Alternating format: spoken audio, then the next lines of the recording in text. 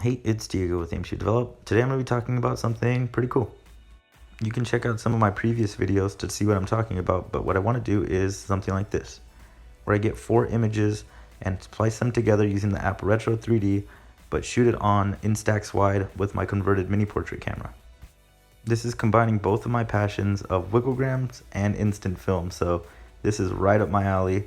I understand this is kind of a niche thing, but I really want to show people what's possible to do on instant film and show that people are still trying to push the boundaries and discover new things. So basically setting up here, I tried a few different tactics. I went with the 1.2 instead of the 1.92, which is I believe 3 feet, to get proper exposure. That first one was a test to see how it comes out. So how I wanted to do this is there's 2 lenses on this camera, and I wanted to make it so you shoot the first camera on the left, and then pivot it to get kind of more of a depth or kind of different area in the back. You can see from this diagram or the back of the camera that it has 2 lenses, so the left one is kind of angled to get the right one, so you can see it swap from right, and then when I push down on the button it goes to the left. You can see there's a little triangle there for the aperture. I want to shoot it 1 frame at a time, so I make sure to toggle it to 1 frame, and yeah, that's pretty much it. Here's what the proper exposure was. I did it with a slight angle on all of them. Since this camera does have a sonar and it does get the distance properly every time, just having the different angles is what you're shooting for.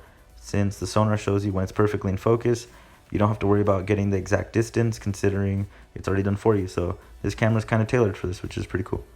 Alright, so I'm going ahead and open Google Photos. It's just a quick way to scan instant film. Pretty much I do it with a lot of the instant stuff when I'm just in a pinch.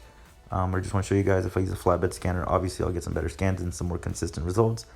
But I just wanted to make this video to show you guys that it's possible. So pretty cool. Okay, so pretty much Google Photos takes it as one continuous image. I need to splice them up, so go into Photos and hit the crop function, get it to where you want it, hit the done button, and then hit duplicate, so you have a duplicate of the image. Make sure you know which one's which, so if you're getting it from the first image, so it's the 1, 2, and then 3, 4, that's going to help with the angles to make a little bit smoother of a wigglegram. Obviously, it's going to be a bit crude because I didn't really try as hard as I probably should, but I just wanted to prove the concept to further some of the instant film stuff, so yeah. Okay, then just open up the Reto 3D app. Make sure you get the items in sequence, so it's 1, 2, 3, 4, just how I've taken them.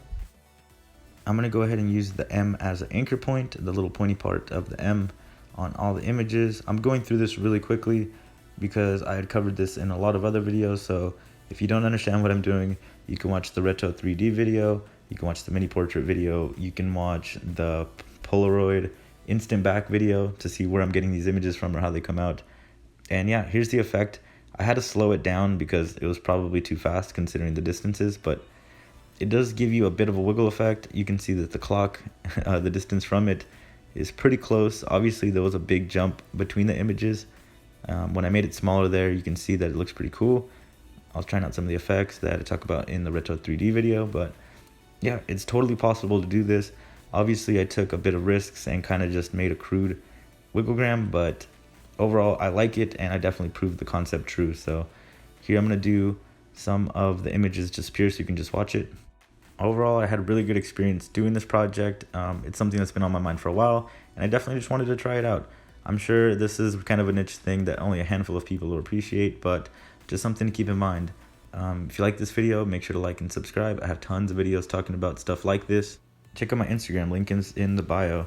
Pretty much it's been an advertisement for it the whole time, considering that the little light had my hat handle. So yeah, that's pretty much it. Keep shooting film. Take care.